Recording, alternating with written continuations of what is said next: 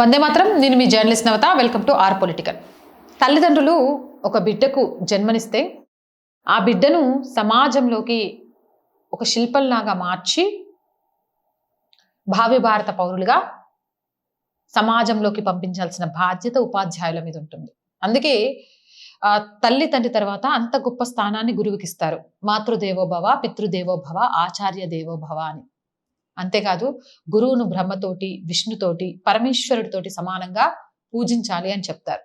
కానీ అలాంటి గురువులే కీచకులుగా మారుతుంటే, అభం శుభం తెలియని పసిపిల్లల మీద దాష్టికాలు చేస్తుంటే, ఆ వార్త తెలిసిన కుటుంబ సభ్యులు ఆ గురువు దేహశుద్ధి చేసే పరిస్థితి వచ్చింది అంటే, ఈరోజు ఉపాధ్యాయ వృత్తిలో ఉన్న కొందరు చేసే దాష్టికాలు ఆ వృత్తికే కలంకంగా మారుతున్నాయని చెప్పడంలో ఎలాంటి అతిశయోక్తి లేదు. ఎందుకు మాట్లాడుతున్నాను నేను ఈ విషయాన్ని అంటే, మా వాళ్ళు ఇప్పటికే స్క్రీన్ మీద ప్లే చేస్తూ ఉండుంటారు. కీచక గురువుకు దరువు పెట్టారు అని. బాలికలతో అసభ్య ప్రవర్తన, దేహశుద్ధి చేసిన కుటుంబ సభ్యులు. ఇంతకు ఎవడా ఉపాధ్యాయుడు అంటే Arshad Pasha. Khammam 1 town police station పరిధిలోని ఓ ప్రభుత్వ ఉన్నత పాఠశాలలో కీచకుడి ముసుగులో ఉన్న ప్రభుత్వ ఉపాధ్యాయుడి వ్యవహారం వెలుగు చూసింది. ఖమ్మం కాజీపుర ఉన్నత పాఠశాలలో అర్షద్ పాషా అనే ఉపాధ్యాయుడు హిందీ పండిట్గా పనిచేస్తున్నారు. ఆ పాఠశాలలో చదివే విద్యార్థులతో కొంతకాలంగా అసభ్యంగా ప్రవర్తిస్తున్నాడు.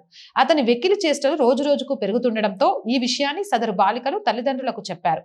దీంతో వారు శనివారం పాఠశాలకు వెళ్లి ఆ కీచకుడికి దేహశుద్ధి చేశారు. ఈలోగా సమాచారం అందుకున్న 1 టౌన్ పోలీసులు పాఠశాలకు చేరుకొని ఆ అర్షద్ పాషా ఉపాధ్యాయుని పోలీస్ స్టేషన్కి తరలిస్తుండగా అతన్ని తమకు అప్పగించాలంటూ తల్లిదండ్రుల పోలీస్ వాహనాన్ని అడ్డుకున్నారు. పోలీసులు వారికి నచ్చజెప్పి ఉపాధ్యాయుడు పాషాను స్టేషన్కి తరలించారు. ఈ మేరకు అర్షద్ పాషా మీద కేసు నమోదు చేశారు. ఒకరు కాదు, ఇద్దరు కాదు. ఒక ఉపాధ్యాయుడి స్థానంలో ఉండి అక్కడికి వచ్చే విద్యార్థులతోటి అసభ్యంగా ప్రవర్తిస్తుంటే ఆ కాలం పోయింది. మీరు ఏం చేసినా మనసులో పెట్టుకొని బాధపడే కాలం. ఈ రోజుల్లో అమ్మాయిలలో చైతన్యం మొదలైంది. సోషల్ మీడియాలో వాస్తవాలను చెప్పిన తర్వాత ధైర్యం వచ్చింది.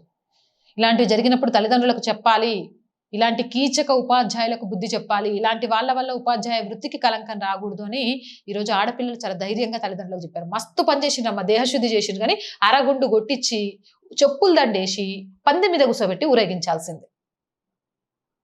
థూ, ఎందుకు మీ బతుకులు? అర్షద్ పాషా లాంటి వాడి బతుకులు బతకడం ఎందుకు? ఎదుటి అమ్మాయిలు అమ్మతనాన్ని, ఒక చెల్లితనాన్ని, ఒక అక్కతనాన్ని చూడలేని నువ్వు ఒక ఉపాధ్యాయుడివి. అలా చెప్పాలంటేనే అసహ్యంగా ఉంది. అవునంటారా కాదంటారా? మీ అభిప్రాయం ఏంది? కామెంట్ సెక్షన్లో పెట్టండి. మోర్ వీడియోస్ కోసం రోజు చెప్తుందేనండి R group of channels. R voice, R political, R Sanskriti. ఈ 3 మన ఛానల్స్ ఏనండి. So please subscribe our channels. Content బాగుంది అనిపిస్తే లైక్ చేయండి, షేర్ చేయండి. అండ్ ఆర్థికంగా ఆర్ వాయిస్కి ఈ రోజు మీరు అందించే చేయూత చాలా చాలా అవసరం. 1 నుంచి 10వ తారీఖు వరకు చాలా చాలా చాలా క్లిష్ట సమయం. శాలరీసు, రెంట్, మెయింటెనెన్స్ ఇవన్నీ కట్టాల్సి ఉంటుంది. మీరు అందించే చేయూతతో మాత్రమే ఇవన్నీ సాధ్యమవుతాయి.